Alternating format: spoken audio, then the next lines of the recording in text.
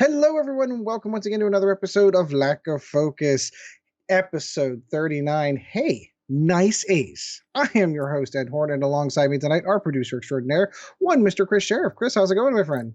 Good, thanks, Ed. Unfortunately, Sean will not be joining us tonight because somebody hit a poll and there is no internet in Omaha tonight, apparently. And of course, this is going to be a little bit of an abbreviated show. We are recording this late. I'd like to blame my job for that. I love what I do. I love where I work. I love my mission and where we are. However, our infrastructure guy was taking a minor break to have a baby. Well, his wife was having the baby, but long story short, I had the night we had scheduled to record on a Thursday night. I got an issue at work that I couldn't record that night. We rescheduled to record on Saturday. Our computers went down, and then our phones went down. And when you're a 24/7 kind of business, that's not good.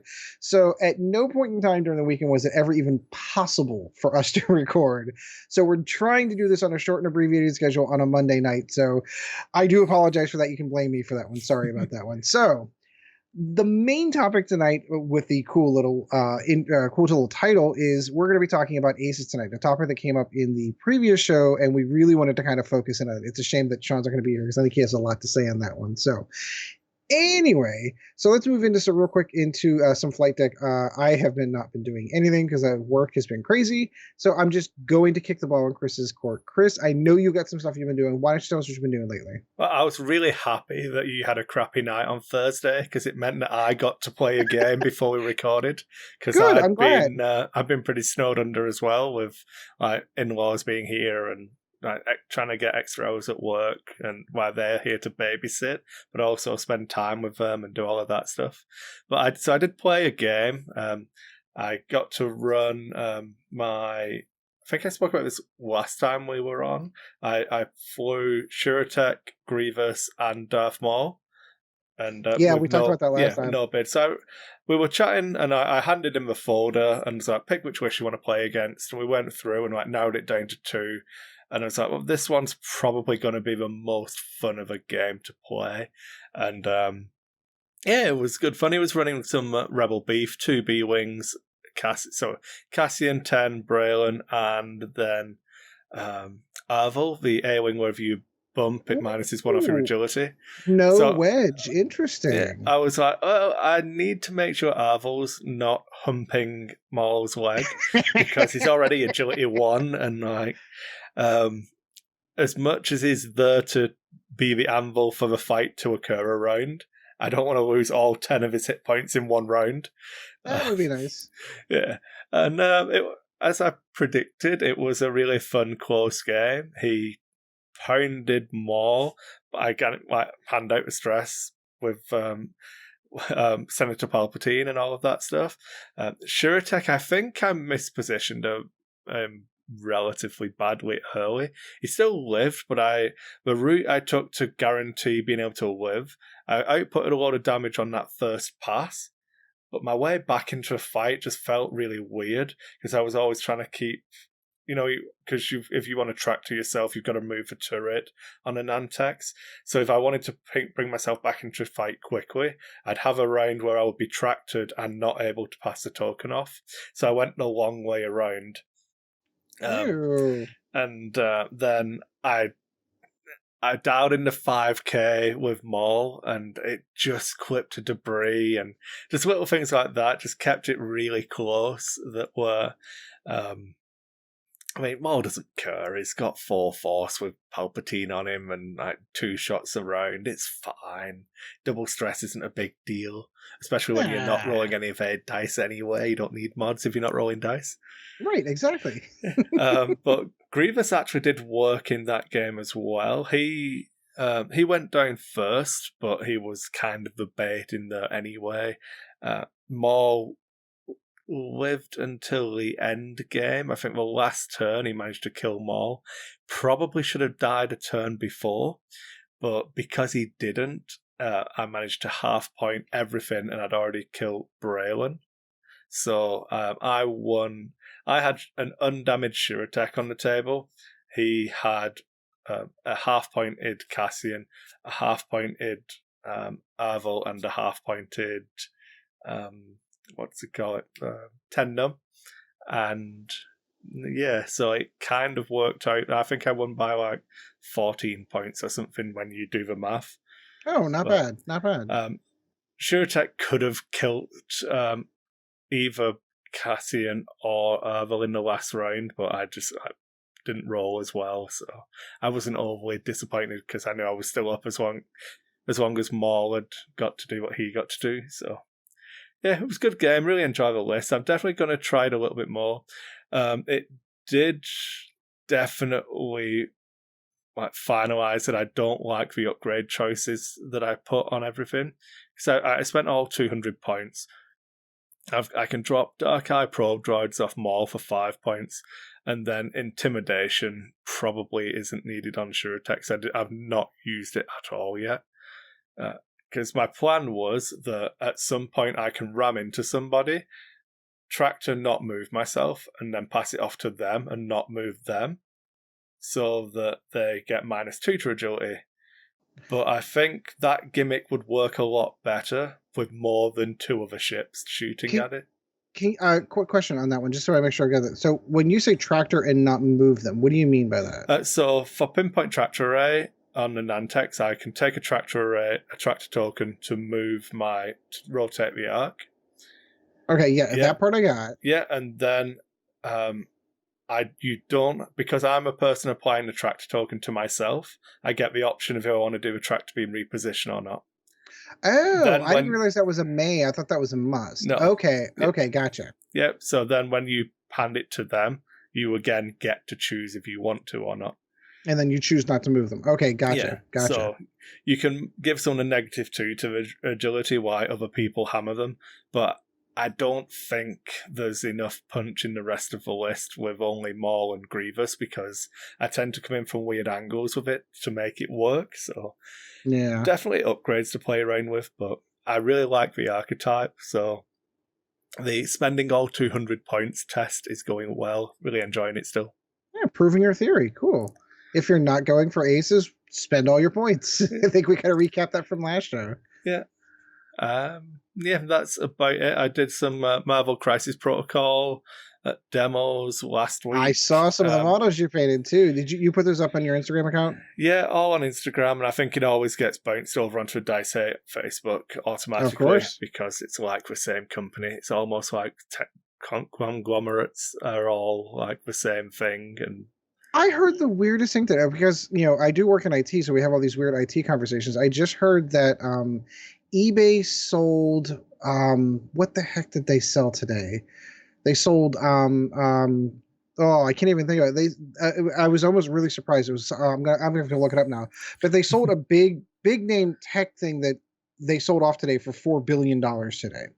And I went and thought to myself, like, I didn't realize eBay even owned that, let alone selling it off. It was crazy to me. But you're right. Like, they're all in the same group. They all have their own little clubs. Yeah.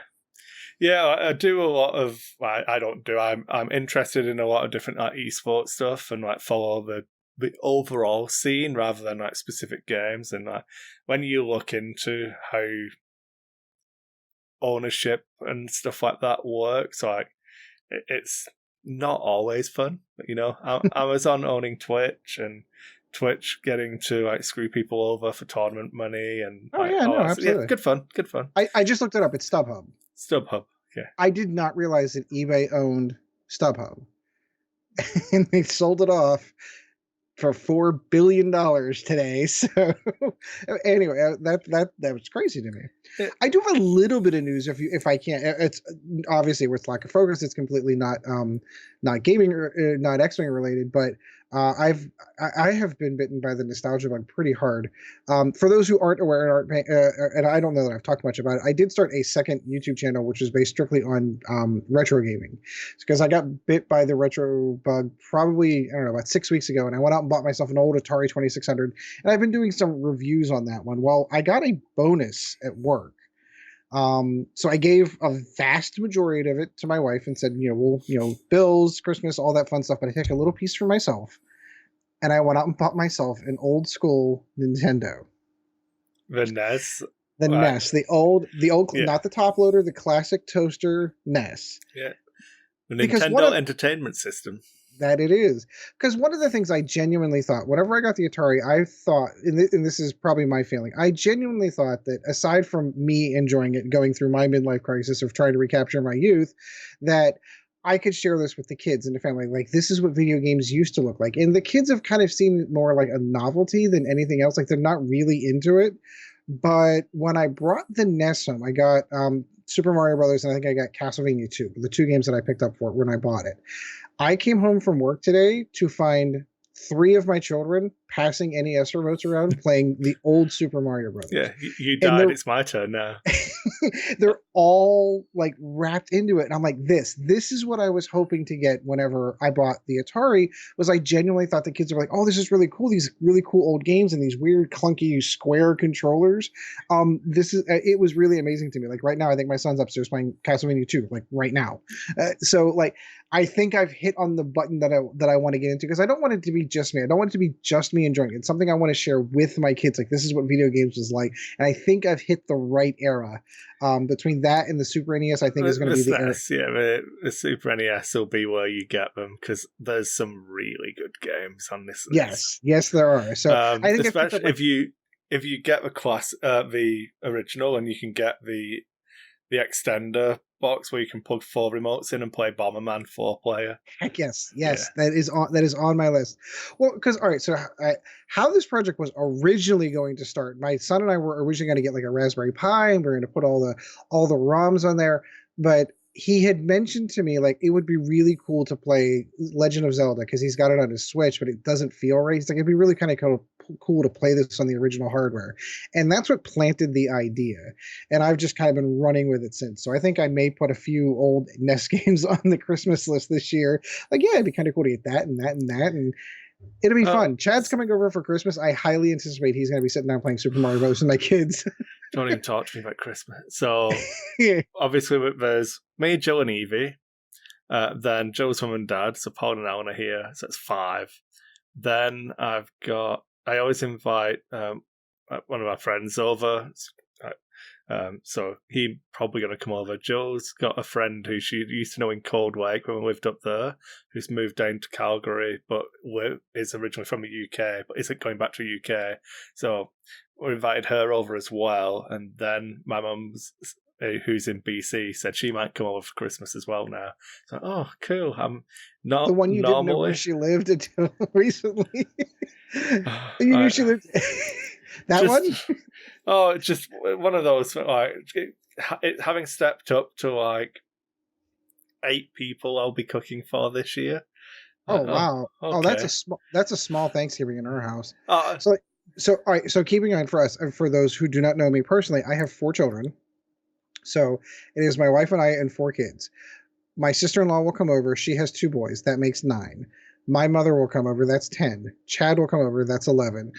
Linda, this is going to be an awkward Thanksgiving.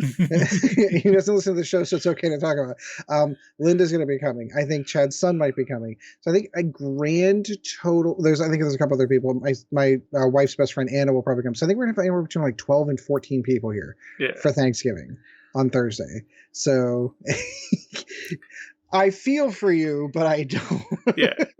Well, so are you doing the cooking though? Because if your wife's doing the cooking, you don't have to. Okay, so I'm on strict orders to not be in the kitchen. Yeah, there you go. You'll be watching football. Exactly. You'll be watching Hand Egg.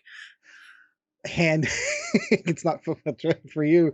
No, my job is I play entertainer, and when she needs things, because she does a lot of cooking, and then we do things in crock pots. So like I'm moving things. So like I'm involved. I'm just nowhere near the food. Yeah, it's better that way. I'll do all the cooking. Yeah, it'll be good. I'm looking forward to it. But... If it's not in the microwave or it's something I can't prepackage and put in the oven, that's not where you want me. So I'm not your guy. As we speak, upstairs, I have some. It's going to be chicken shawarma marinating. At the moment, it's just chicken thighs, just all marinating. And I'm going to stack them into a shawarma, because for it to be a shawarma, it has to be cooked in the stack. So I'm going to try and do some homemade chicken shawarma this week. There you go. I made chicken fajitas in a crock pot today. counts. It counts. It counts, right? I I put chicken and veggies and fajita and close the lid and turn it on. Woo! I'm cooking. I do have I have a cookbook that is just all of my recipes that I put in there and make. So this is test 1 for this recipe. I normally do like 3 iterations before I'm like happy, and then it'll get written down. I never, all the years I've known you, I didn't know you were really into cooking. How do you like that? Learn something new every day, right? I'd keep thinking I'd keep thinking I should do another YouTube channel or like an Instagram thing and like a geeky cooking like thing for like gaming food and stuff. Or cooking for gamers, like that. Yeah. Absolutely, you should do that. You should absolutely do that. Uh, All right, that's anyway. that's X-wing. yeah, that's enough off-topic stuff. So, news-wise, we haven't seen a ton of new news come out post-Worlds. We do have new organized play article that I promised Chris I would not scroll down to see what's coming up, but we do have new organized play prizes from the way it sounds. We do have new events, System Open Series events. So I'm literally just going to scroll down at the prize stations. Ooh. So before you get to that, I just wanted to see, where is it? So basically, I'm not going to read the exact thing. Oh, there we go. Armed for action, like where it starts, the article starts. The second paragraph. The main event, the System Open tournament, will use the hyperspace game mode instead of extended. Full stop. Full stop. There you go, and I thought I'd drop that one on you. Just as a bombshell to get that live reaction. Hyperspace is the main game mode for the System Open tournaments now. Oh yes, I wonder where this goes from here. It doesn't make any sense now. They've just had a Worlds that was an extended. Are they now migrating? The best thing to do is put a pin in this until January, when we see what happens to hyperspace in January.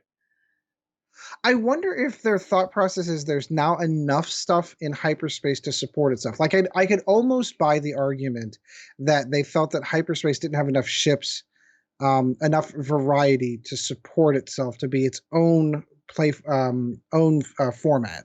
I could almost buy that one. I would go back and argue Wave 1, Wave 2, Wave 3 of Worlds, and those were fantastic events. But this is interesting, very, very interesting. So all System Open tournaments moving forward are going to be hyperspace only. Yeah, that is fascinating. Yeah, I thought you'd like that. No, I do like that. I like that a lot because we have been beating the drum since before 2.0 was made official. That should be when we heard about it. Whenever they were doing the first talks about when they announced second edition, I thought that this is what they should have gone with. I'm curious what the reasoning for the reverse course is. And they have nothing public coming out. Like they don't have like an open event. Like they wouldn't have been able to answer these questions at Worlds or anything like that. So. When's the next major event that they would even? So PAX is the first one, which is December 6th to the 8th, so like 2 weeks away.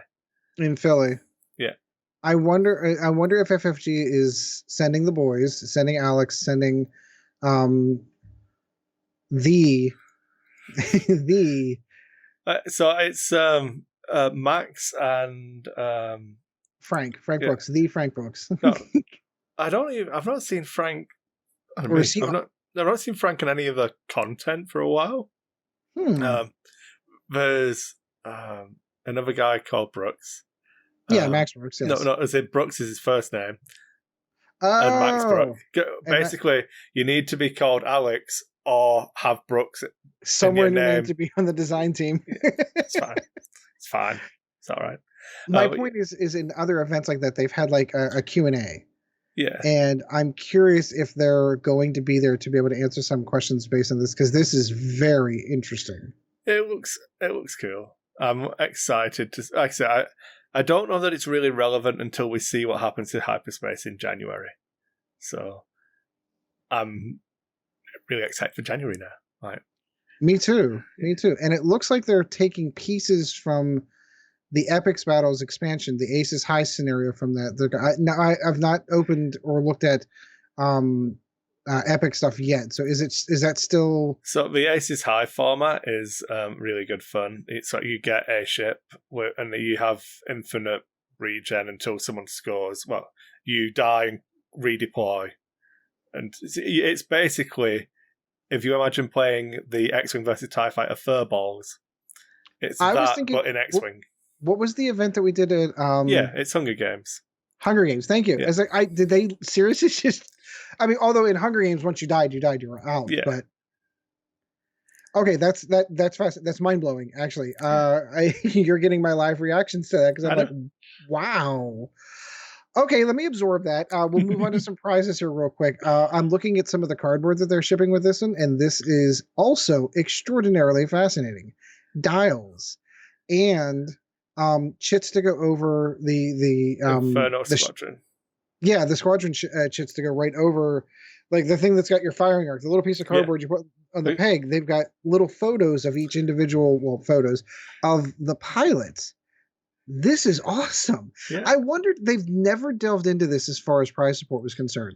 Yeah, they did Red Squadron at Worlds. I was just going to bring that up. That's the only place I'd ever seen that. And I just thought it was a special event for Worlds. Yeah. And now it's I really like these, actually. It's annoying because generally I haven't been bothered about System Open Series events because there isn't one for me to easily get to. Right. So this is now probably a huge investment for me if I want to go and do this. And I want these dials and I want this Inferno Squadron stuff. So and they've also got target locks to go along with them. They've got ship identifiers to go with them.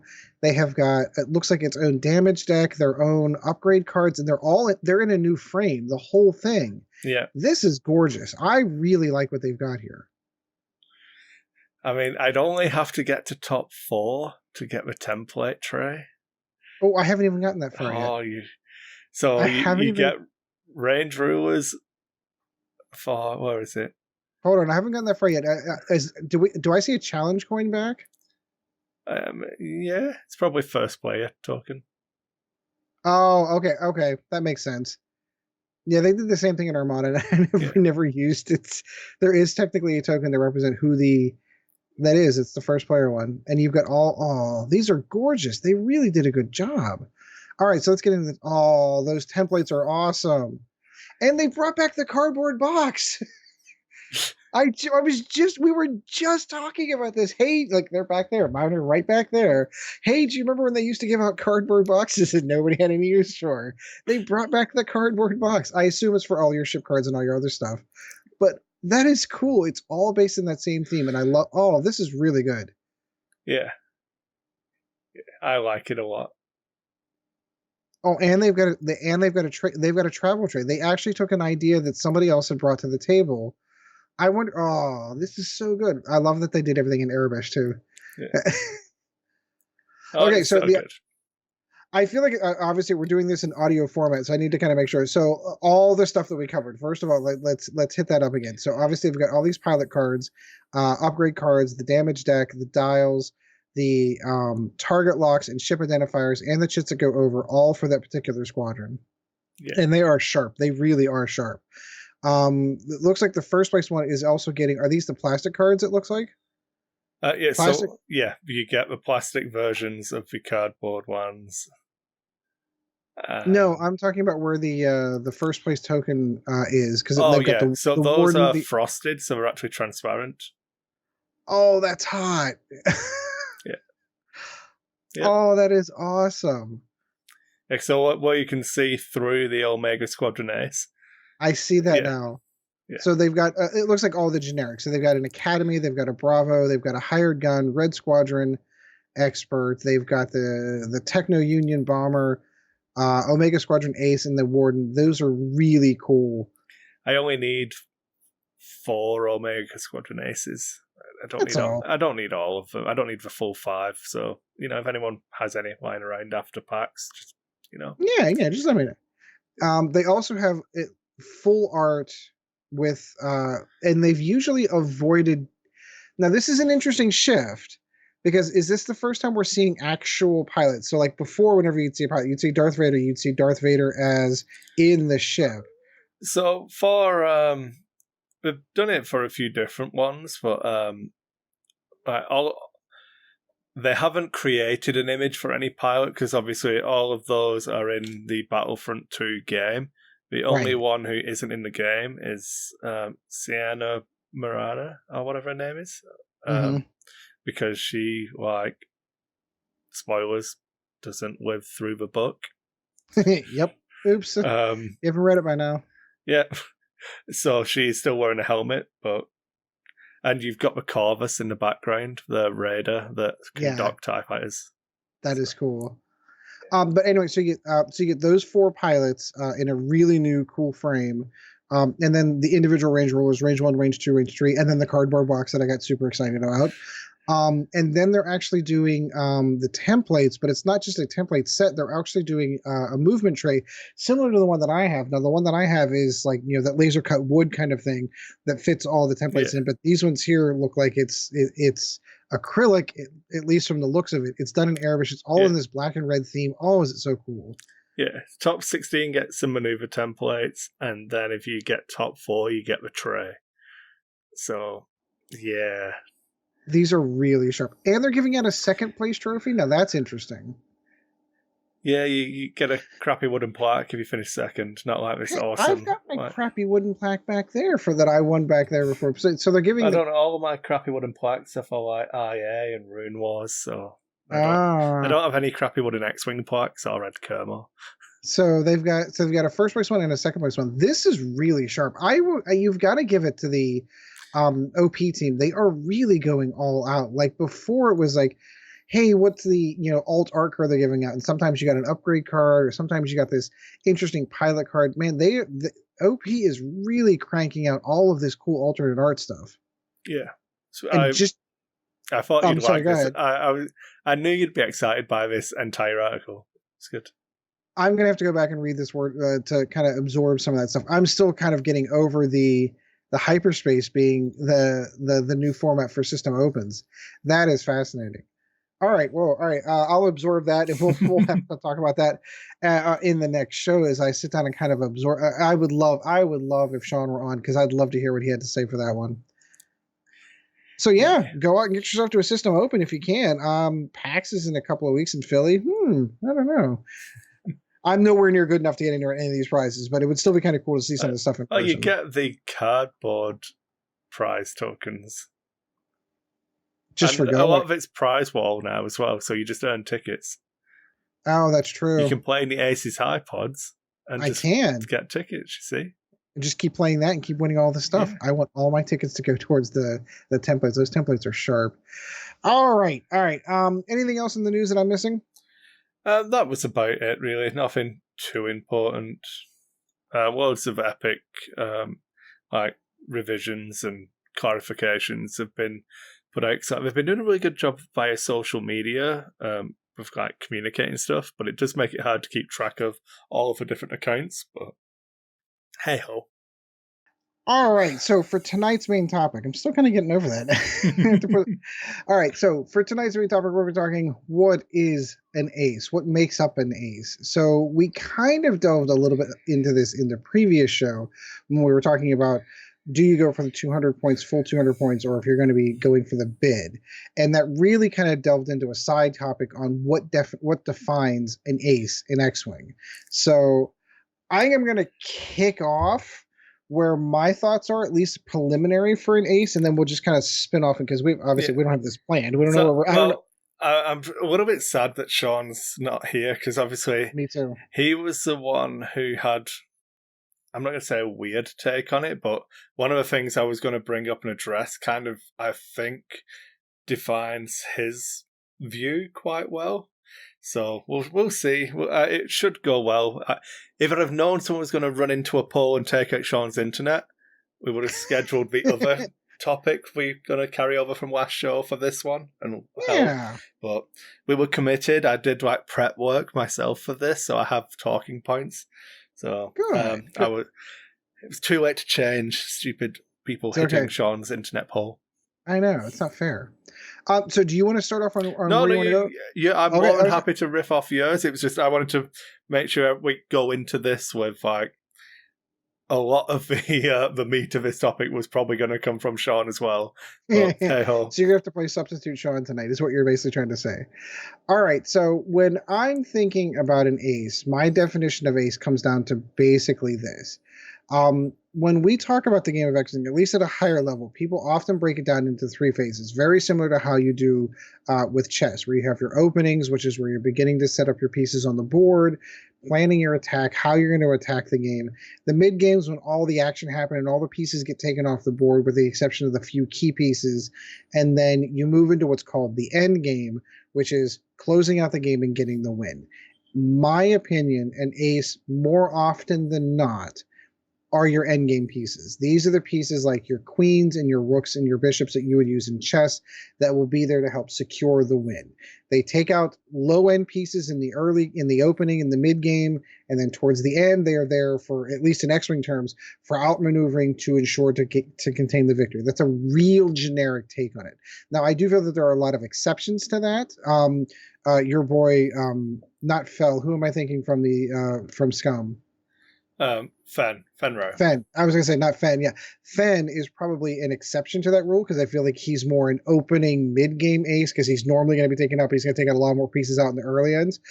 So those would be like, and again, I hate using the chess analogy, but those are going to be like your knights and those are going to be your rooks. Those are going to be the ones that, like, those early pieces that people are going to try to get out early, but are going to do some damage along the way. So that's kind of my loose definition of an X-wing ace. See, good examples of that, Sun Tzu and Darth Vader, probably good case scenarios. So I would disagree on Vader, but we'll get there. It's okay. Ooh, okay, all right, we'll get there. So part of my prep work for this topic, I was going to win Hertz. I had my campaign set for how Kris wins this show, and it was going to get Ed on board first. Win Hearts and Minds.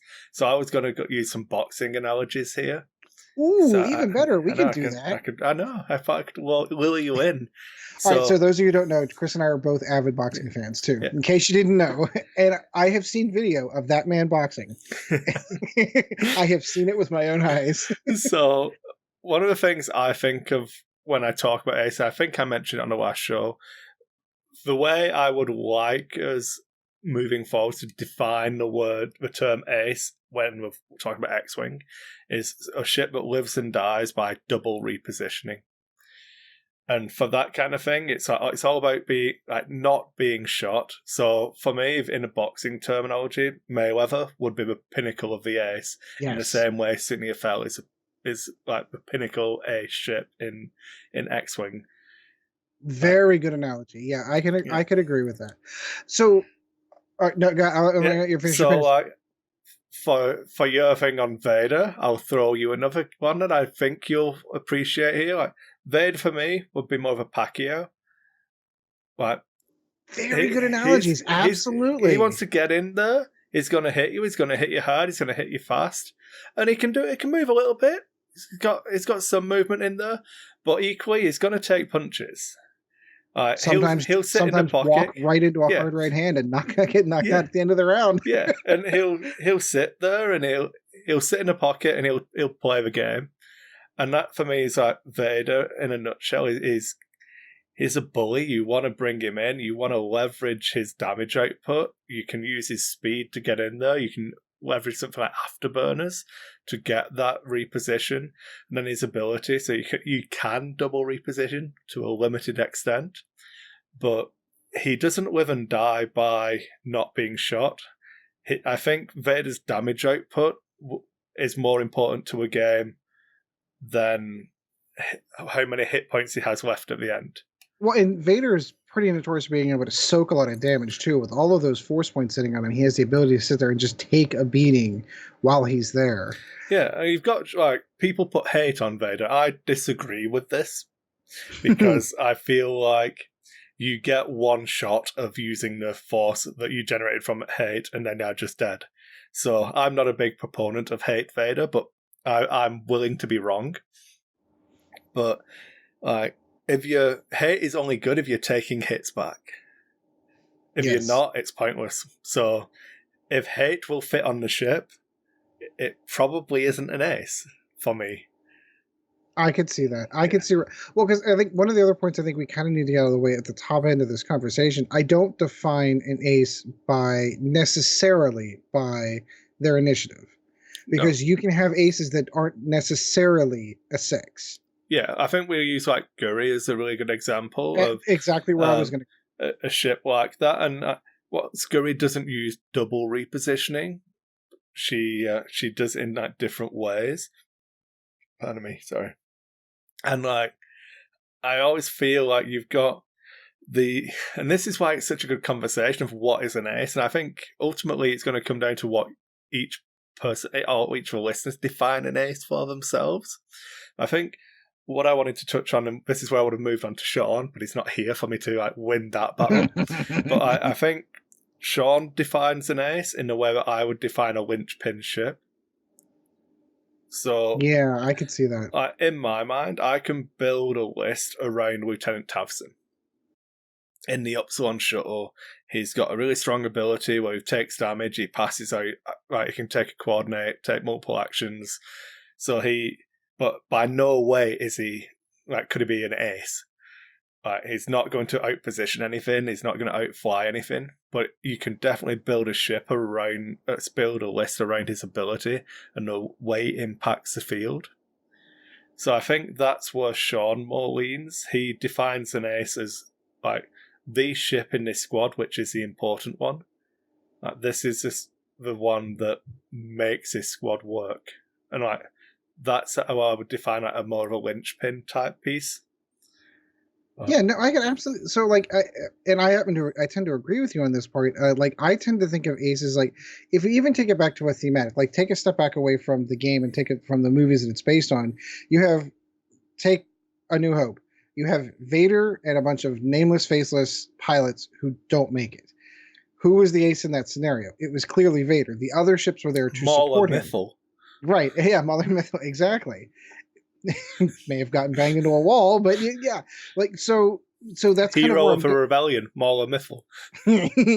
That's kind of where I'm going, though, is like, so like, I feel like he is the one that is there, that he is the ace pilot. When he's the one that's going to have the X-Wings, spray painted on the side of his TIE fighter. He's the one, like, I've taken out 48, rebel pilots. Like, that is your ace. That, in my opinion. Now, how you facilitate that is, there are two different ways of going about that. In my opinion, it is, like, I tend to agree, it's that endgame ship that's going to be there at the end to be able to clean up the win for you. Yeah. And when you're only talking about a single reposition, because of the way linked actions work now and stuff like that, I think a ship doesn't have to have double reposition to be an ace, but I think the ships that have double reposition are easier to classify as aces. So, certainly if I don't think anyone would argue is an ace, Kylo, I think, is an ace, because I don't think anyone will argue that point in good faith. And then you get to something like Fenrir. I think you can fly Fen as an ace. I think that he has the tools available for you to decide to avoid being shot as the correct answer.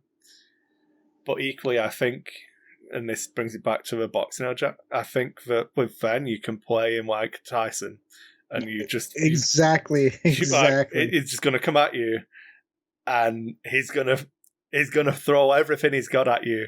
He's going to hit you really, really hard, really, really often. Yeah. He doesn't want to not be in the pocket. He just wants to be there trading. And, you end up with those, like, the way I was gonna rein them all in and have all these different categories. You've got like the counter punchers. So someone like that, like a De La Hoya maybe, or De La Hoya is probably a really good one. Yeah, I think something like Tavson would be like that, because it's like when people actively choose to not shoot you. If I don't throw a punch, you can't counter punch me, Mm-hmm. If I just stand here, arms up, and I can't get counter punch, you can't knock me out if I don't. Yeah, just take the melee one, just lean your shoulder in. Yeah. And that kind of shit. So I think those ships can still be linchpins that Sean would talk about as being the ace of his squad. And that's how I think Sean terms it, like the key thing that makes his squad work. But I don't think that that's a definition I would want to put forwards as a lack of focus definition for an Yeah, ace. no. So how would you? All right, so let's kind of focus in a little bit of minutia on like how would you define the double positioning? Because I'm thinking of a pilot like Whisper, for example, who has the ability to decloak either going forward, left, and right on those angles, and then being able to turn in and then being able to barrel roll or further. So are we talking at minimum of being able to move that lateral Well, movement to be able to? I think a good thing that I would use, like a good yardstick, it's a term, yardstick, good. There you go. I'm like awake and everything. So if you're sitting at range 2 and have the opportunity to get modded shots at your opponent but take them back, or not get shot but not have shots, which option do you take? If the correct answer for the ship you are flying is you choose to not shoot and not get shot, I think you're flying an ace. Yes, exactly. Because that's their game. Their game is to try to get that position, either trying to get a position where they can shoot and not get shot back. Because normally your aces are going to be in ships that cannot take the beating. Yeah. So Sunterfell being a fantastic example of that one. It's three hull. Yeah. And that's what I say, like Fen, there are times where I will choose to boost out or barrel roll out and not have a shot myself. But equally, there's more often it's the case, I will boost into range 1, linked action focus, and like, come at me, bro, let's do this. I'll roll my dice, you roll yours, let's see who wins. All right, so on that definition though, all right, so I get your idea of defining a ship that has to double position. What about ships that are extraordinarily difficult to hit? So I'm thinking of our beloved TIE fighter or TIE defenders, for example, where you have ships that can not necessarily double up on the repositioning, but can double up on actions to be able to be focused and evaded with 3 hull and 3 shields and take a beating and still be there for the end game. Does that kind of fall into that more like that mid-tier like Vader category? Yeah, so I wouldn't count Rex Labrath as an ace per se, because I think to get and in my the big bias I have is towards that double reposition, and like you can evade and boost and stuff like that. So maybe if you've got auto thrusters on him as well, you can boost evade and get an action. So it kind of falls into that brawler category where I put Vader. And to a lesser degree, I would put Wedge there, but I think Wedge leans more into the Alpha Strike kind of ship. Yeah, I would agree. He's more front loading your list. If you've got a ship like Wedge, you're all in about, I'm gonna output this damage, and as you think of Fenro. If Fen dies early, you should still have tools to win the game as long as you've leveraged his damage output. Well, and that starts getting into almost this entire side discussion, which I might want to hold for later. But then, like how to build around having those aces. But that's not necessarily what this conversation is, because depending on the breed of quote unquote ace that you're taking really helps define on how that works. So, for example, like multiple aces, their whole idea is to sit down and avoid being shot and take pot shots. It's one of the reasons why Kylo doesn't fit my playstyle. Like if I were to pick an ace, and this is probably why I lean so heavily into Vader, I more lean into necessarily that direction because I like to get into the fight, but I also don't like to get hit. And there's nothing wrong with getting a ship behind, but if you get a TIE fighter, if you get an X-Wing, like a red squadron behind and an Academy pilot, it's not an ace, but it still feels good. Yeah, no, exactly. You can fly any ship as if they were an ace and try to do the not getting shot and get the positioning, but if your ship actually outjoists the ship that you're flying against, are you actually getting the most benefit out of the ship? You might still win because if you never get shot, you can't lose. So. All right, so let's kind of I don't know what other talking points you had on this, but we've kind of defined three separate kind of categories for a quote unquote ace. You have your early mid game aces. Those are your, as you affectionately put it, Mike Tyson's.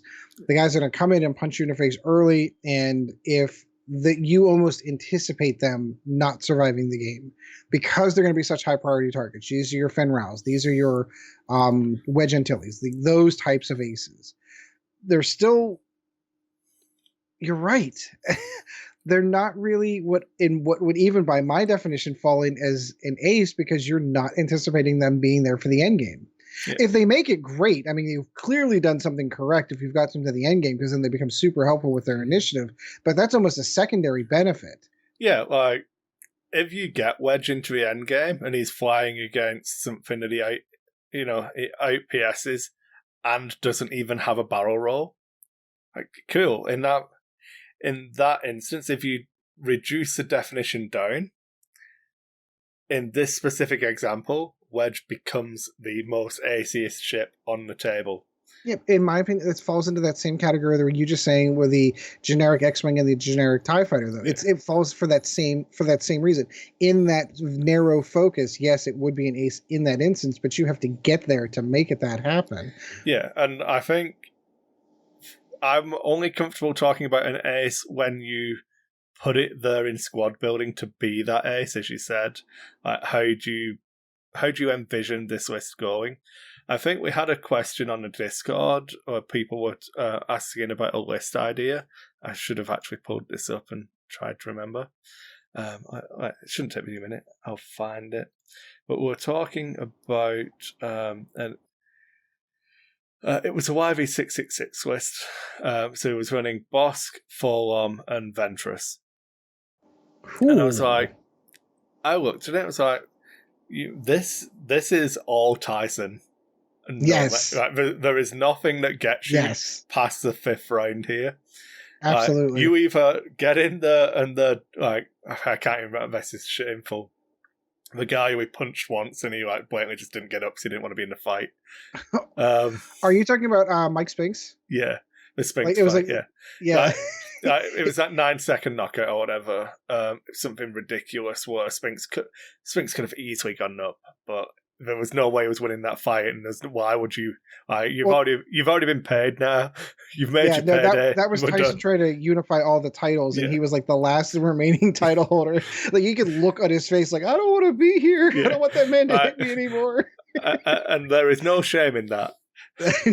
None whatsoever. No. But this is all front loaded. Bosk is going to get 2 good rounds of shooting. Forlom can get 2 or 3.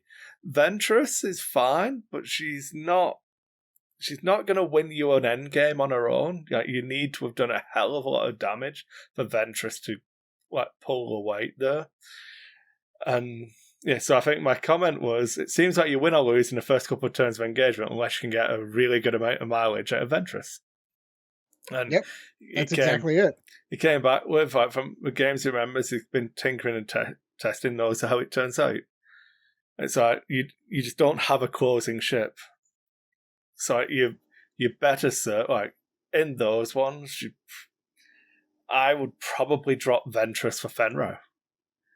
Because there's 2 other big targets that in Forlom and Bosk that then I can leverage Fen to get him to the end game. And I can pile on the damage to whatever your Initiative 6 ship is, so that once we get to the end game, Fen becomes the ace.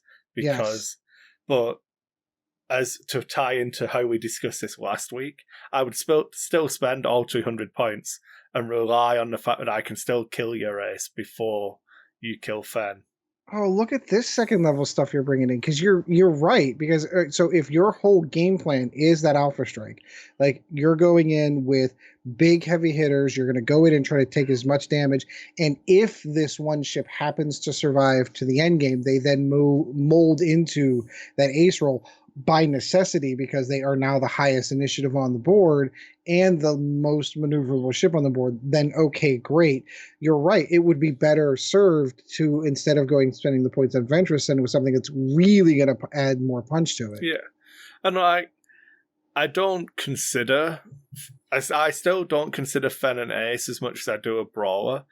That I think the safest place for Fenro is probably getting shot. You know, you roll your 4 dice at me, I'll roll my 4 at you, but I'm rolling my 5 attack dice at you. Yes. And yeah, I'm wrong, and I know that I'm wrong. Not flying Fenro as if he's an ace will win you games, but you'll not have as much fun. I promise you that.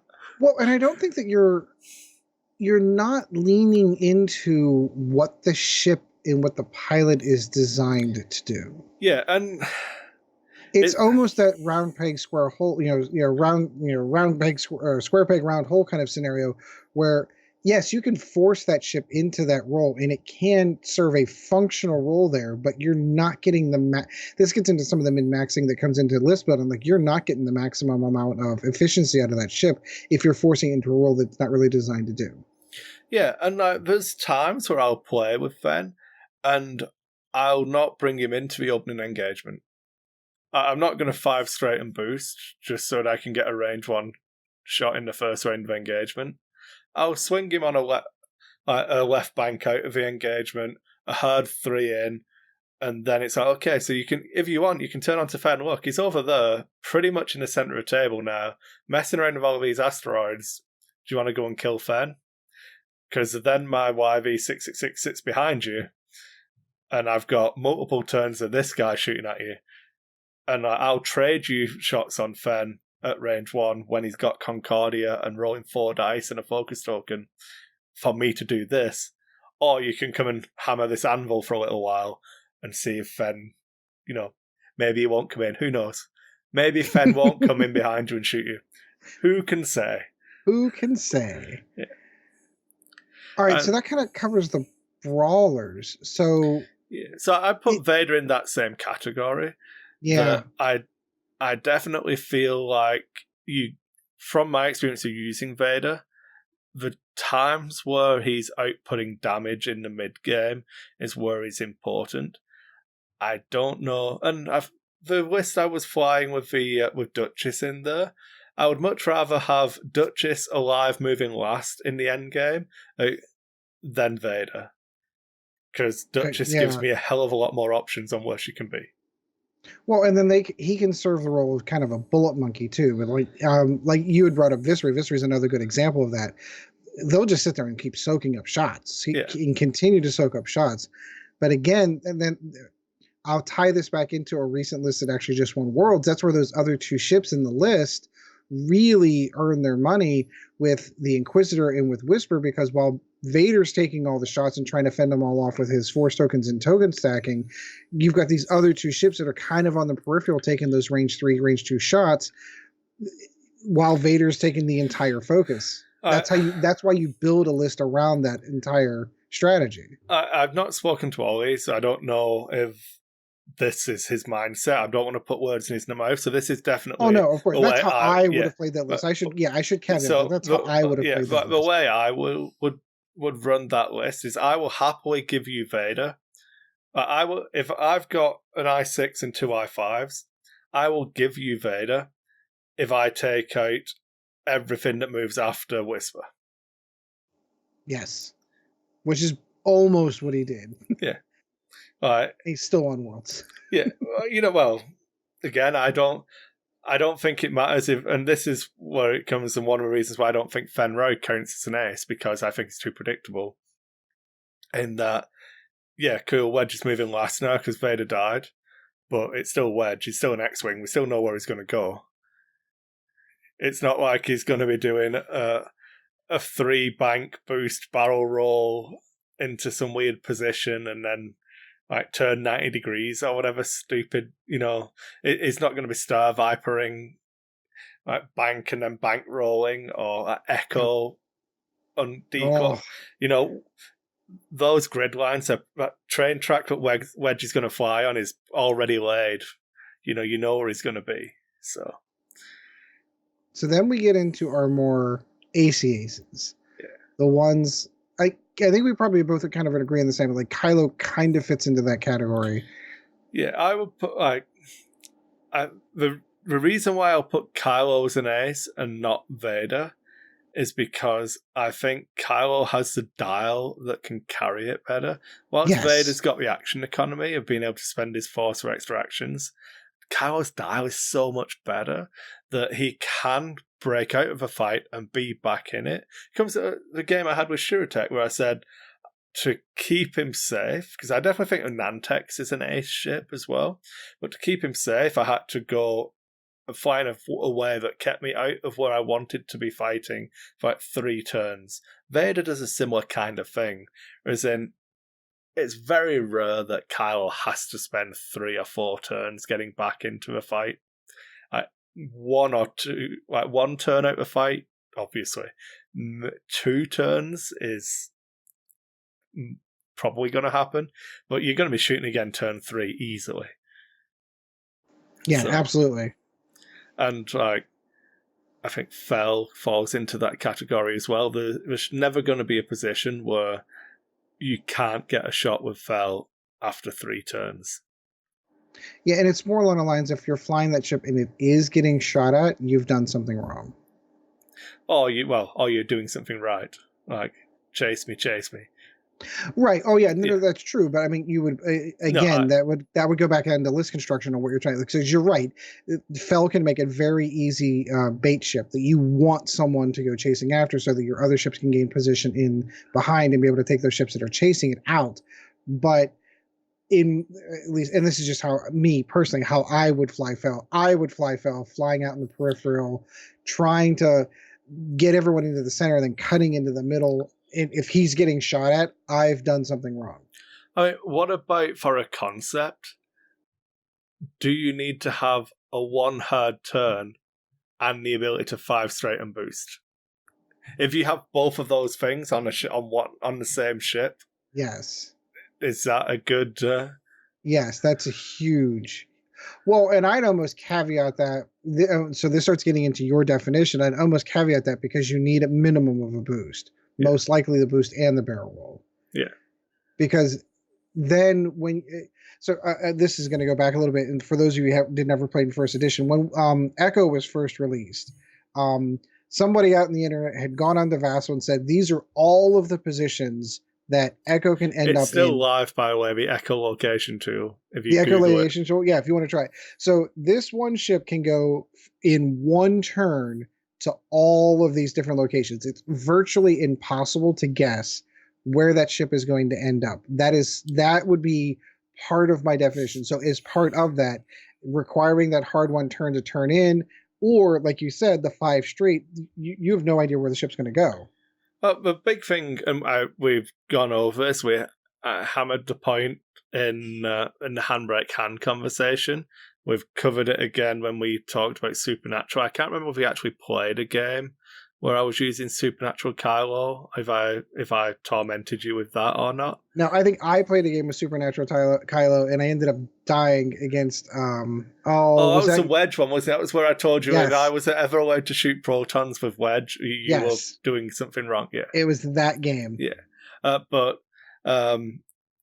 when you can dial in like a 2 hard, and there's still like 5 different positions you can get to after your dial set, and it literally didn't matter what you put down. And so the game, I think I spoke about this last time, the game I was playing with Anakin, where I flew him in, I purposefully took shots with Anakin, and this is a game where I was running Anakin, 7B and regen, and Rick Olay with regen, and nothing else. Just a huge bid and 2 horrible cheaty ships on Supernatural Anakin. And I dialed in the 5 straight, and it literally didn't matter. There was no combination of moves he could do with his 4 ships that would get him a shot on Anakin. Because he's an ace. Exactly.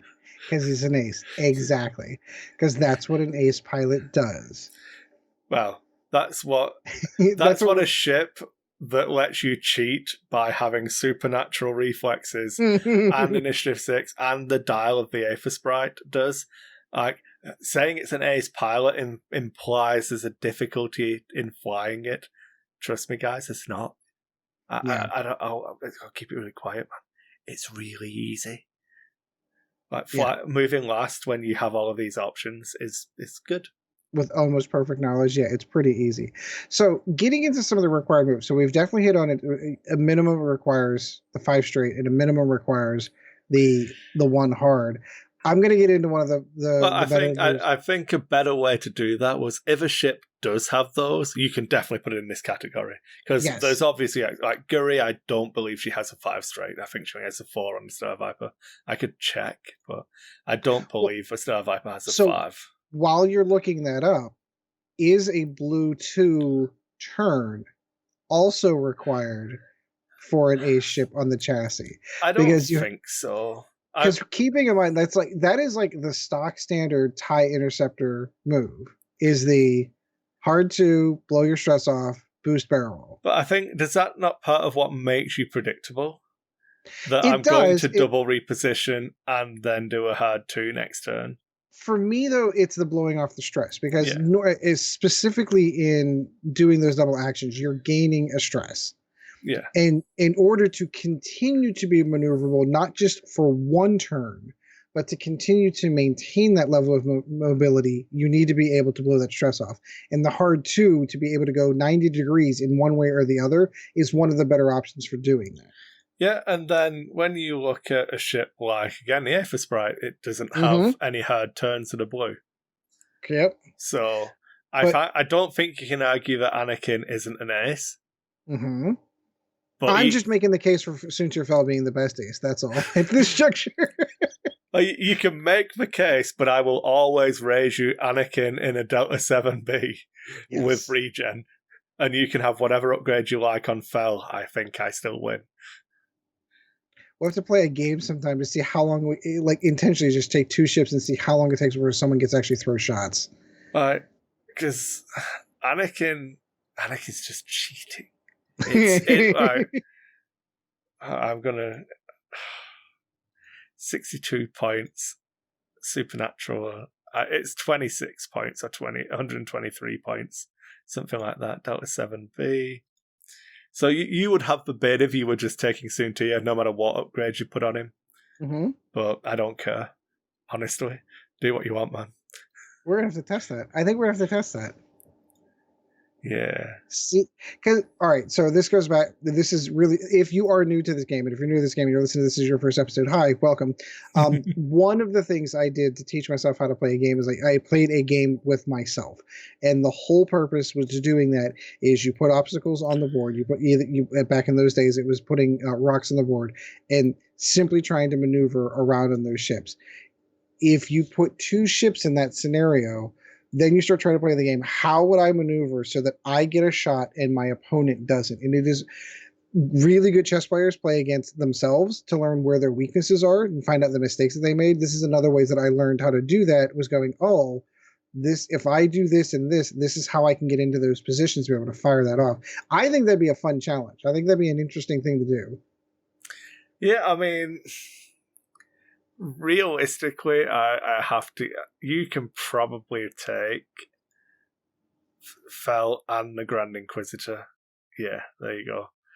Fel and the Grand Inquisitor, and you'd have points for upgrades against just my Anakin. And probably still lose. I don't know. That gets harder. That does get harder when you add a second ship into it. Because it's not one-on-one. X-Wing isn't a one-on-one game unless you engineer that situation. If I engineer an end game where it's my Anakin against your Fel, you've done something wrong. Because you've basically let me engineer a situation where I've got 120 points left. You've got 67 or something. But I can't tell you the number of games that Fel won me just by that exact scenario, where by the time I get to the end game, he's the highest initiative on the board. and I can just sit there and pot shot you the whole time until I take off enough points to get him off the board. Yeah. That's the whole point of that ship for being the end game ship, because I'm going to guarantee that there's no scenario where you get a shot at me and I'm always going to have a shot on you. And I'm willing to take 2 or 3 turns to reposition to get it. Yeah. And I think that's one of the key points of being an ace, a pilot or a ship that we would consider an ace, is I'm willing to take this amount of time to line up my good shot as long as you're not shooting me. Exactly. I'm trying to think of the opposite of that kind of thing now. So the YV666 is like the complete opposite end of that spectrum. It's like, I will let you shoot me twice if I get to shoot you now. Yes. I will fly over this rock. I will land on this rock and not shoot at all this turn. Let you shoot me as long as next turn we are fighting again. We're back in the game. Back in the fight, taking swings, because I can take more damage than you can. Yeah. And I don't know if the damage capacity is necessarily, because what fell obviously 3 hit points. Anakin's got 6 if you put 7B on him. Well, and that's why Anakin's cheating. if you want my honest opinion, because he gets the best of both worlds. He only has 2 agility. So what? How much force does he have? 3. Right. So while he may only have 2 agility, he has the ability to kind of mitigate some of that with his force abilities.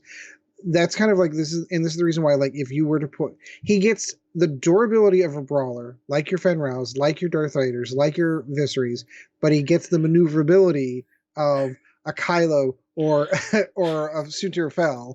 That's why he's cheating. I think we've just determined it.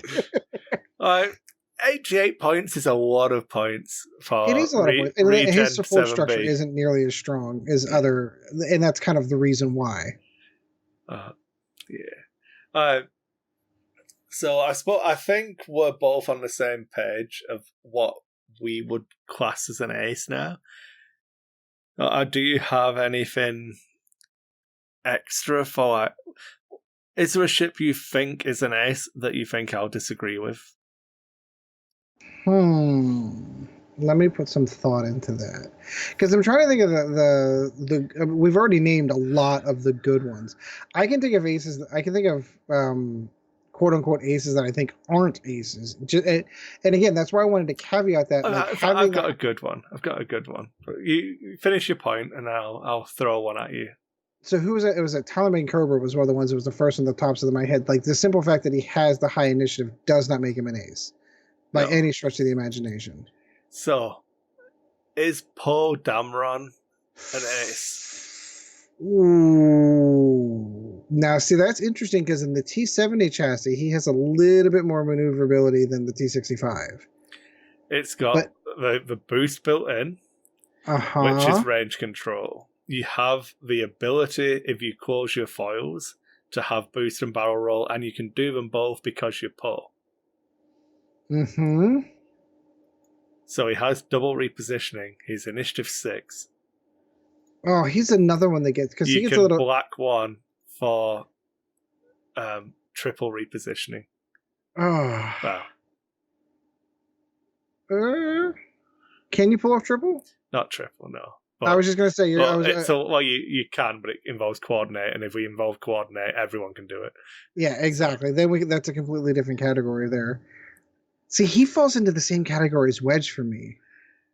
So I would say that you can build an AC Poe Dameron, but my preferred Poe Dameron is definitely asking you to he is the rabbit on the Greyhound track.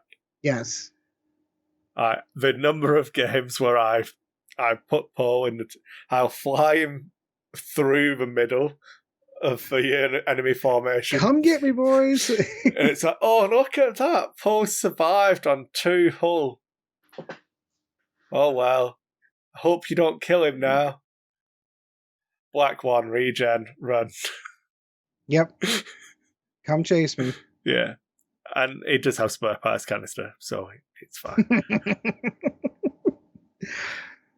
it's a good topic. It's a good conversation. All right, did we hit all your high points, by the way? Make sure we hit all your points. Yeah, I think if Sean were here, like I said, I would have gone a little bit more into a different archetypes and used those boxing now, just a little bit more of like the brawler, the fighting in the pocket, the counter punching, and we could have like gone into different ships that tick those boxes and things like that. So I do think there are like where we have those list archetypes, I think they fit pretty well into what kind of ships goal were. Well, what we can probably do, if you still want to touch on it though, like, so if you are flying, we'll take your example. We'll take your flying in Anakin. What ships does he need to go with him? Because there are two different ways to go about that. You could either pack him up with other aces, like a Mace, like a Plo Koon, where you have a whole bunch of ace ships and they're all, relatively speaking, the same threat level. But so just before we touch on it, your specific point there, you mentioned a really good pilot there, Mace Windu. Oh, he's initiative 4. Yes, I still think he's an ace. I still think he's ace too, and I mentioned that prerequisite early in the conversation when we opened up, having the I6 or I5 doesn't necessarily make an ace an ace. It helps, especially in the end game, but you can still have those mid ones, because one of the other good ones I would think of, Whisper, Echo. I would still put Echo in an area in a position, or the Inquisitor in an area of an ace pilot. Not necessarily the top of the food chain when it comes to pilot skill or initiative. Darn it, you got me doing it now. Now I want to find an initiative 3 pilot who we think is an ace. I don't know. I don't know that there is an initiative 3. That's getting kind of low down the line. Then the problem that comes in with that, there are so many other, even not necessarily aces, even brawlers and just flat out generics that out initiative you, that can become a problem when you're that low. In fact, I think there'll be Resistance A-Wings or Initiative 3, probably, that I would class as aces. Yeah, but they get into that focused area of, if they're the last ships and all the other ships below them are below them in initiative, then they become the ace. I don't know that I would necessarily... No, I agree. I think like a ship like Zari Bangel, I think it's a really good ship, but yeah.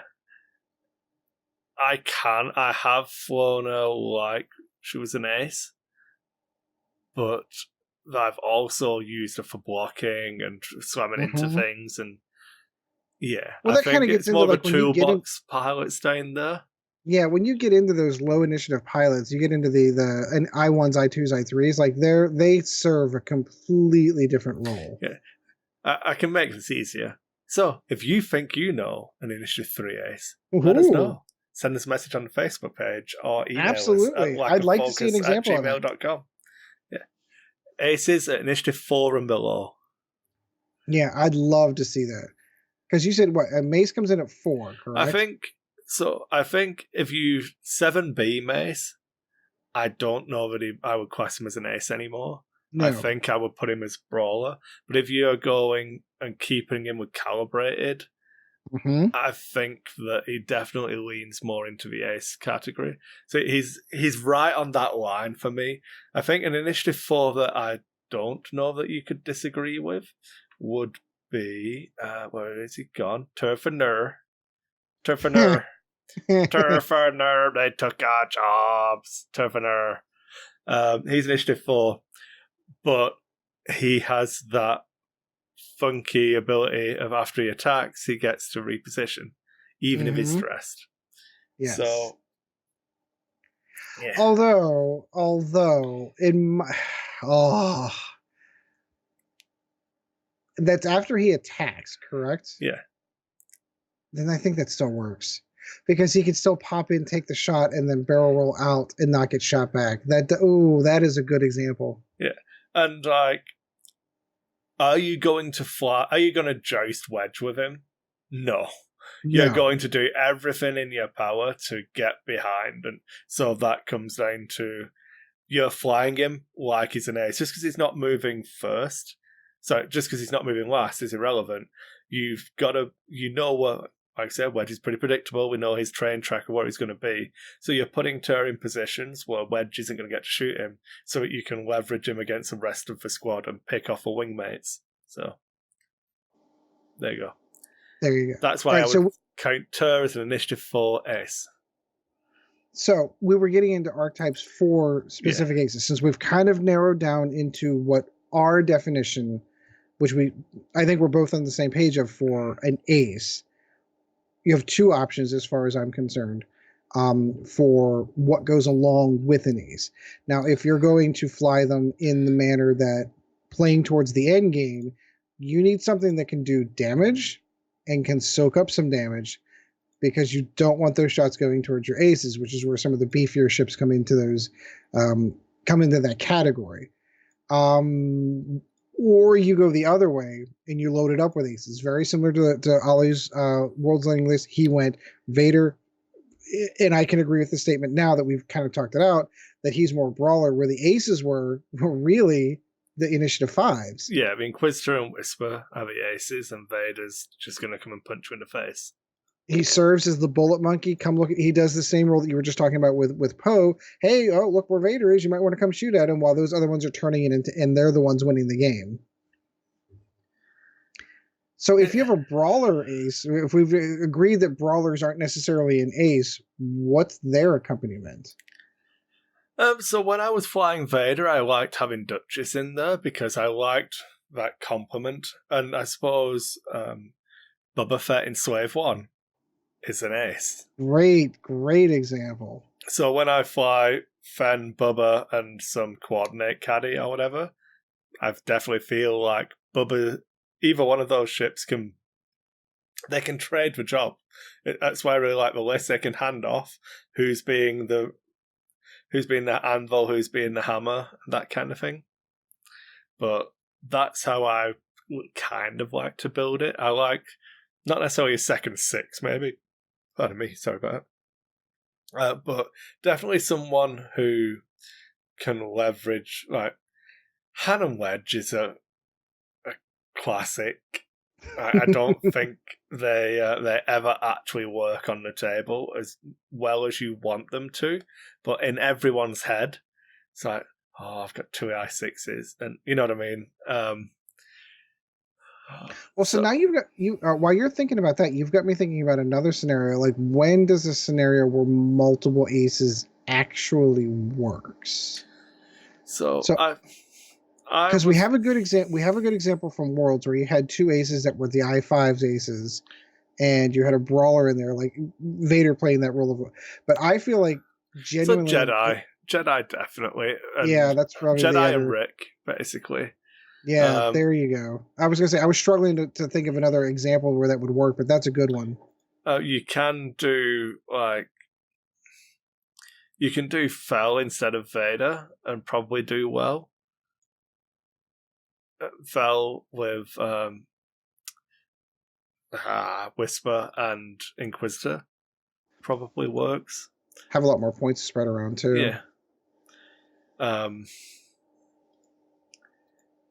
I don't even know that if you, and this is kind of contrary to my point and my belief, but if you're flying Ollie's list, I don't know that there is anything wrong in shoehorning Vader into the ace role for the 2 turns that he gets to be an ace. And those turns don't have to be back to back. You don't have to spend auto afterburners, in consecutive turns. So you can space them. The comment I always used to make when I was playing Vader was like, that first afterburner charge is really easy to spend. That last one, however, is the kicker. Yeah, it is. And he can be an ace in the early game and play for position with that afterburner charge, but it's then how much you put into it, and it's a hard one.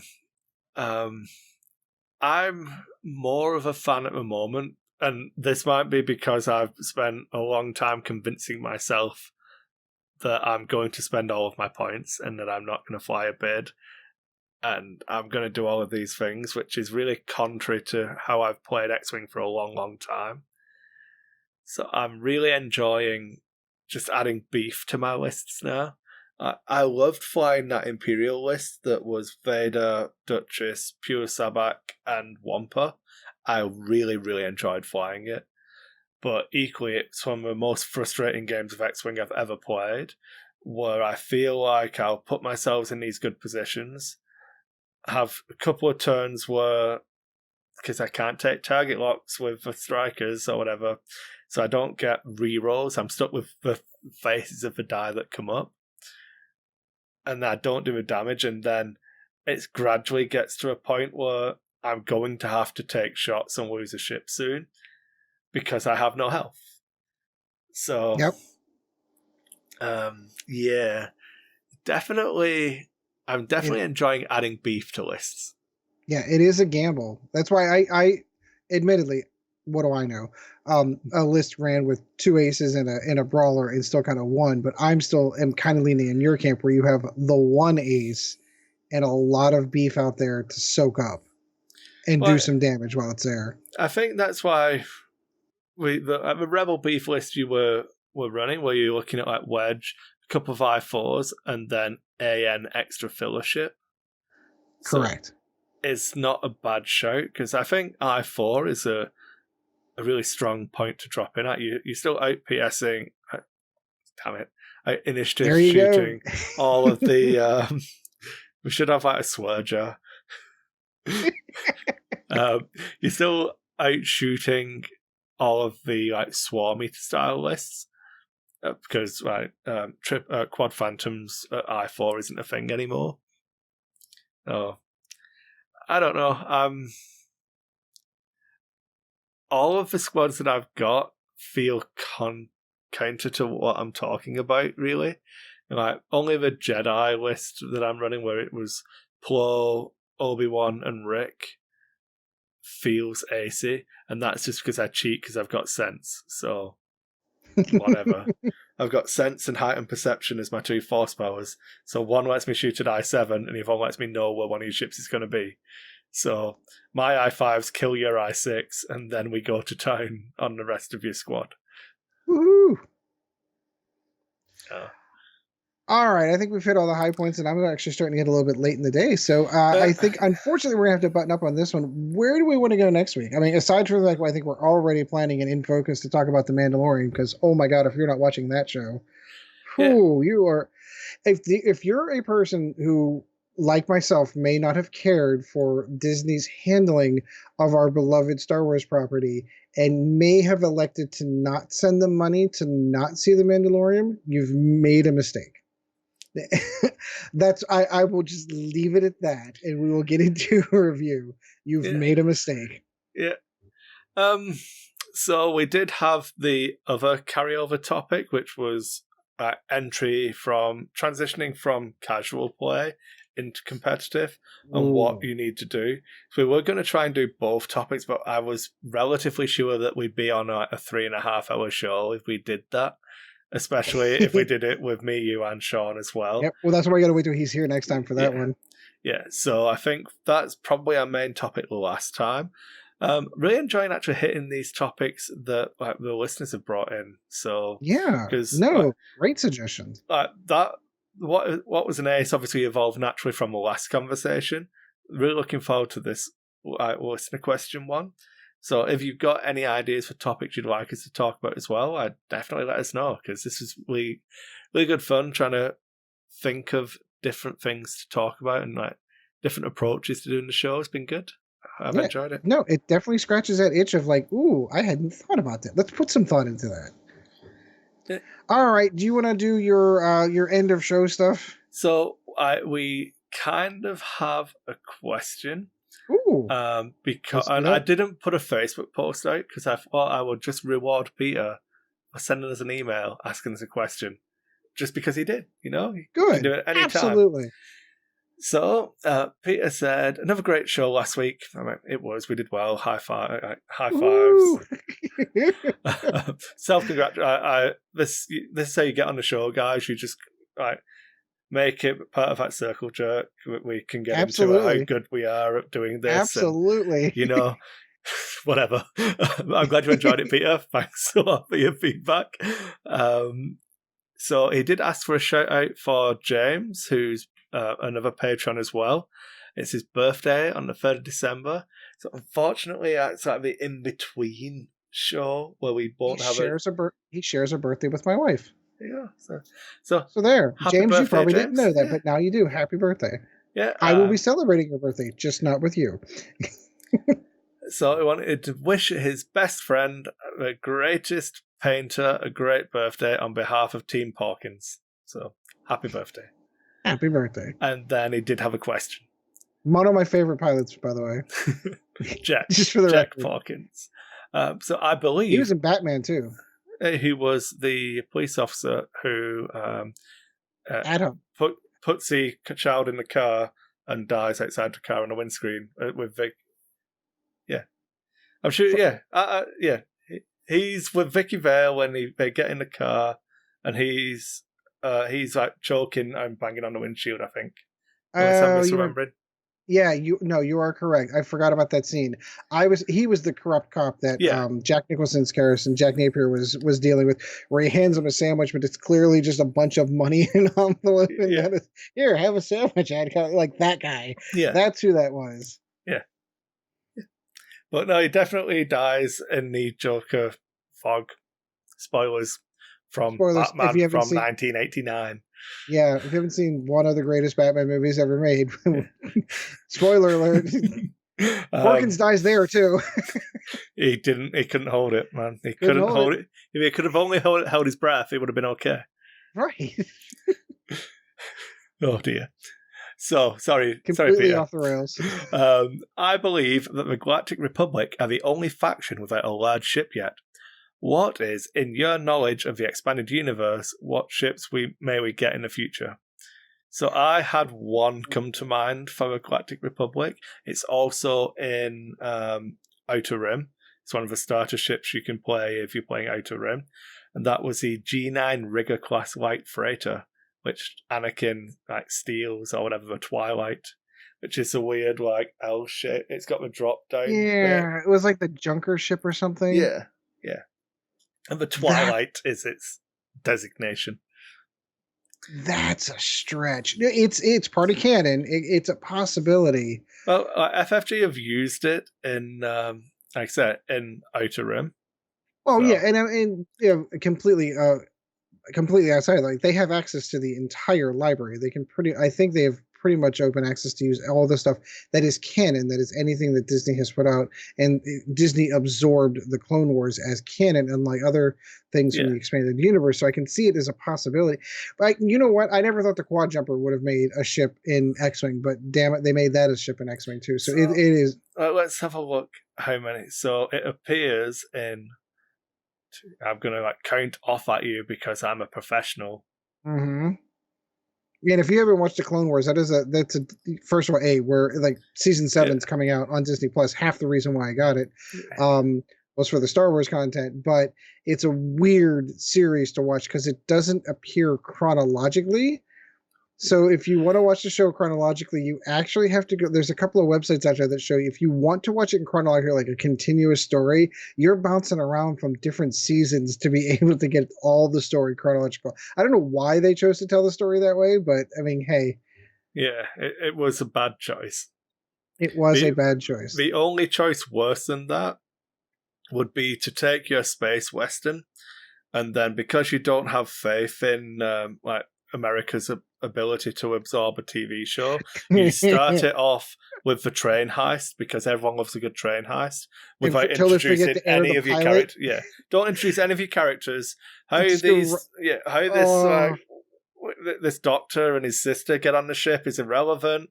Where these brown coats are, who cares about that? Train heist story's irrelevant. Yeah. Put it on. What the hell show did they put it on? Did they put it on opposite of Friends? it was on the same night that Friends was. In case you haven't picked up on what we're putting down, Oh, don't ruin Firefly. it. Oh, Oh you got to have those cool, subtle references for the fans to get on board. no, because I want more people to watch Firefly. Because Nathan Fillion has been on a campaign to do something. Yeah, have you seen was it a Kickstarter they were going to do or some crowdfunding? I think it specifically wasn't Kickstarter. It was definitely a crowdfunding thing they were doing. The only fundamental problem, of course, I've had is Josh Wheaton has been on record so many times saying that it's done, it's over. And what we got with Firefly, we got Serenity as the movie to button it up, and it's over, which is a damn shame. It is the Bo Jackson of TV shows. It started out hot, it was amazing, and then it's just extinguished almost immediately. It's so good.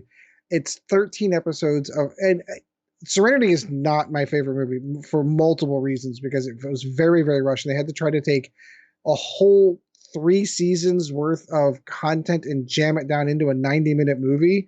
And I hated the way that it ended because it killed off one of my favorite characters. I'm not going to say who. I'm not going to spoil it that much. So, Serenity is a terrible film, unfortunately. Unfortunately.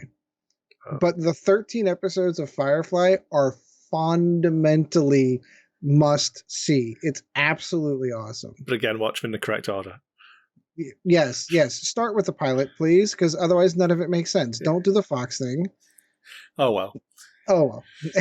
But yeah, so it's in 12 episodes of Clone Wars. I thought it was more than that, to be honest. But hey, but still, that's still a big chunk. I mean, that's probably a good choice. I'm just trying to imagine. What do I know? This is way before Wave 3 had out. I never thought that the Hawk would have made it into X-Wing, but it did. TIE Phantom. TIE Phantom, yeah. There's another good one. Never would have thought that would have made it in too, but it did. But we're talking about that's a good point. We're talking about ships I never would have thought would have made it. Yeah. So that if you're looking for a large base Republic ship, that would probably be my safe bet that we will see at some point. The only other things I would add is we have season 7 of Clone Wars to come out. Mm-hmm. So there's ships from that.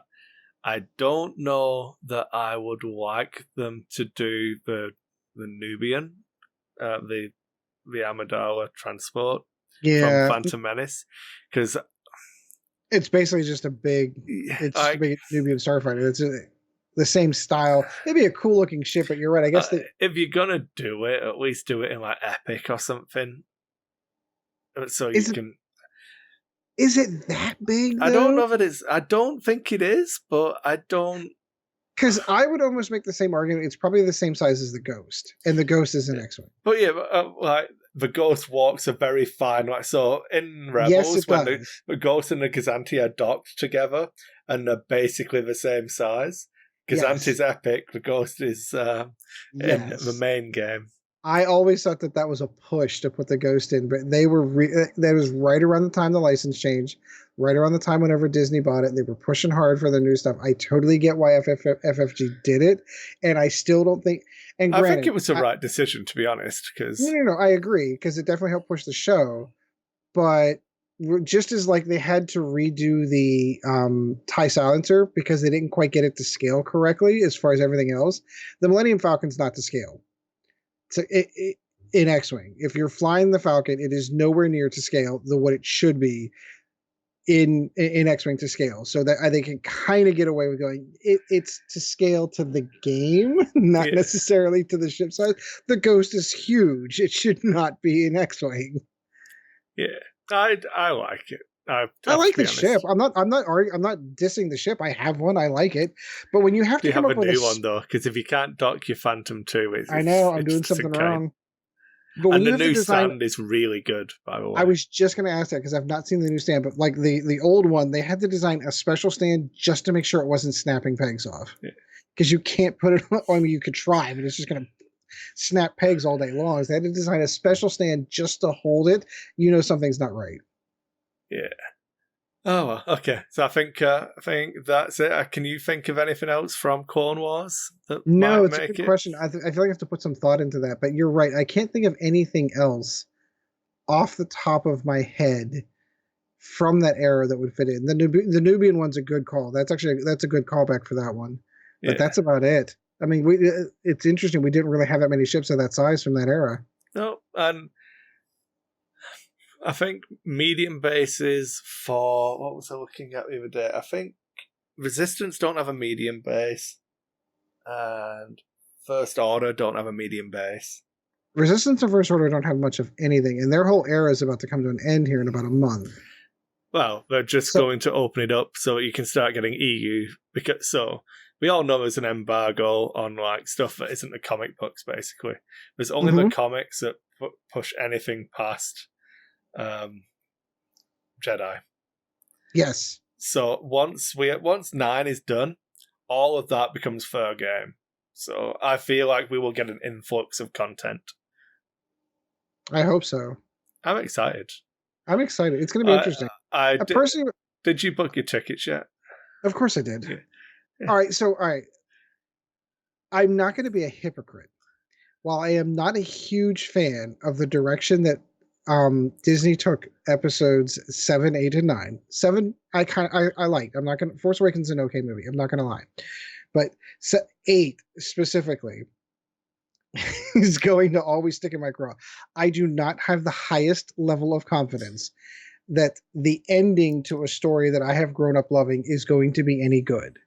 I want to be surprised. I want to be wrong, but I have the highest level that development team doesn't know what they're doing. Now, that having been said, Disney has made the correct choice. They have brought in Dave Filoni. They have brought in Jon Favreau. They are the team that's responsible for The Mandalorian. Oh, look, good Star Wars again. Wait a minute. Okay, I'm going to put a pin in this because we're definitely going to tread on a lot of stuff I want to talk about if we do a Recording in Focus this week. Okay. So, all right. We'll put a pin in that. My point being is post episode 9, I have great expectations for what can be done with a team that knows what the fuck they're doing with Star Wars. Yeah, I've got some good things we can talk about in the fudear. We'll come back to a lot of this. Good. Okay. So you even made me drop an F-bomb for that. I was like, I'm so...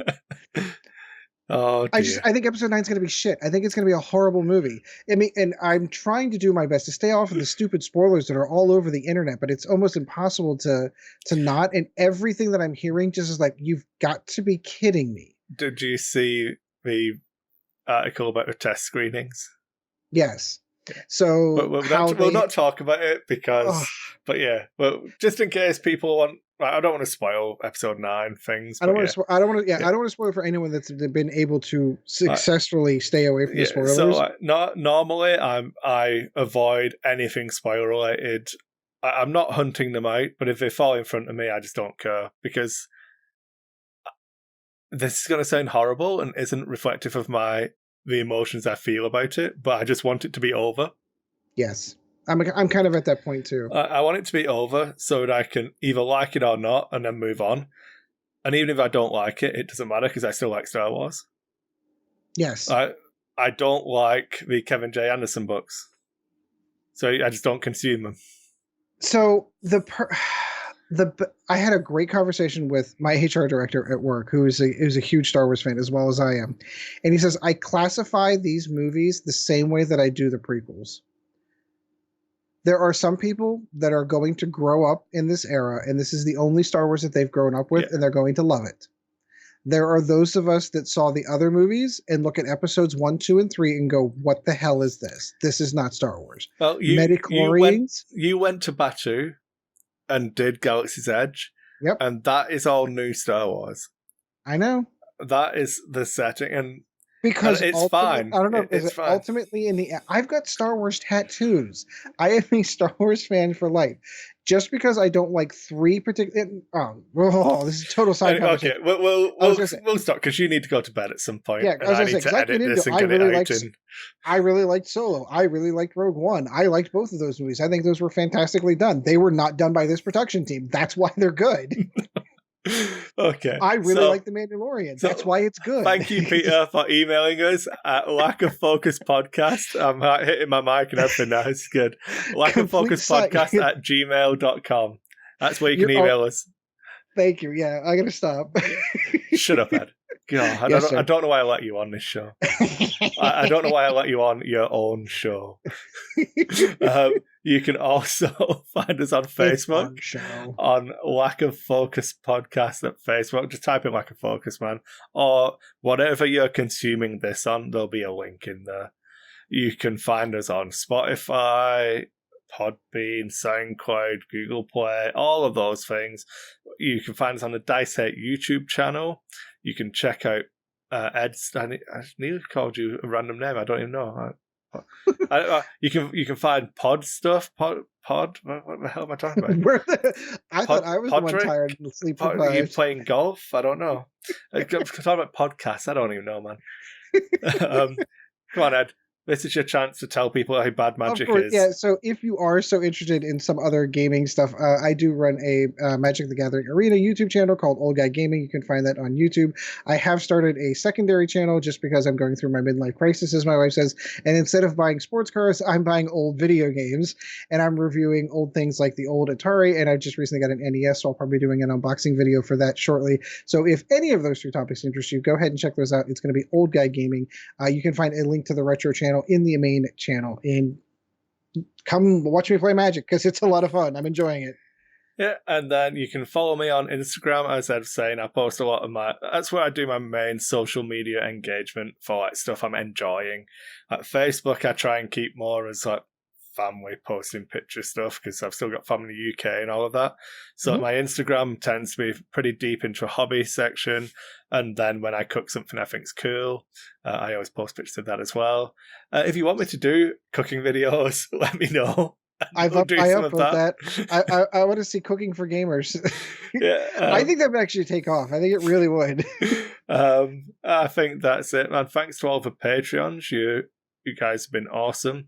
It's actually been really weird because I've shuffled around the way I pay for stuff.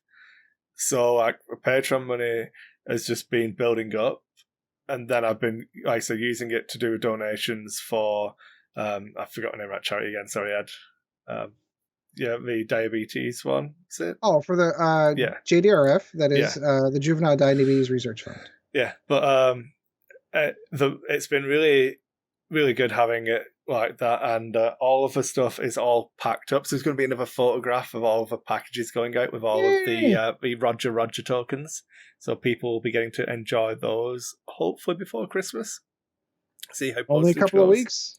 Yeah, by the time this is releasing, tomorrow, isn't it? So U.S. Thanksgiving and Black Friday coming up, and then you are less than 20 days away from, or 28 days, or 30 days now, time of recording, until Christmas. Yeah. So, but yeah, thanks again. I can't thank you all enough. Your support really does mean a lot. A good term I heard when talking about this kind of thing was if you can afford to go to Starbucks and buy a $6 coffee, throw us a buck. I'd really appreciate it. If not, I would much rather you keep that money and use it to buy family food and all of that kind of stuff. But that's more important. If you've got money to throw away on coffees, throw some my way. Because then I'll support Ed's endeavors to make me stay up late editing. Thanks, Chris. Appreciate it. All right, I'm good. I'm good. Is that everything? All right, so we're gonna close this one out. This is supposed to be a short one. It turned out to be a little bit normal show. So all right. Until I'm glad you guys joined us, Chris. Always fun talking to you, my friend. It's a pleasure, Ed. Thank you, man. We have to do an In Focus because now I'm going to be ready to ran off for 3 hours on Kathleen Kennedy and what she's done to my beloved Star Wars. Anyway, if you want to hear that, you'll be able to check that out on the Patreon because we'll put all the In Focus stuff in there because I've got a lot to run off of. In any case, and free Hong Kong as well. Yeah. Oh, why don't we do that as well? Get some demonetization going on there. We'll be okay. I was just gonna say because YouTube's already gonna shift us into the 18 and over. We're not gonna get any kids now, Chris. On the YouTube channel. What the heck? We might as well just get removed from the entire Chinese Chinese government while we're at it. Yeah, that's good. I'm excited. Yeah, we'll talk about we'll do a show on how fucked up the internet is as well if you like. All right, so guys, until next time, fly casual.